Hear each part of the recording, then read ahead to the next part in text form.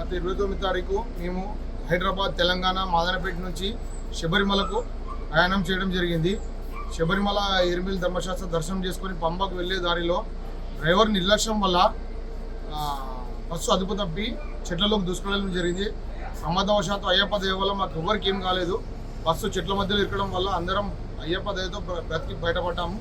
ఈ సంఘటన జరిగిన వెంటనే కేంద్ర మంత్రివర్యులు బండి సంజయ్ గారు మాకు కొట్టాయం జిల్లా కలెక్టర్తో మాట్లాడి కొట్టాయం మెడికల్ హాస్పిటల్లో అందరికీ మెరుగైన వైద్య చికిత్స చేయించి ఈ బస్సు దుర్ఘటనలో చనిపోయిన డ్రైవర్కి పోస్ట్మార్టం చేయించి ఈ అంబులెన్స్లో ఉచితంగా హైదరాబాద్ తరలించడం జరిగింది.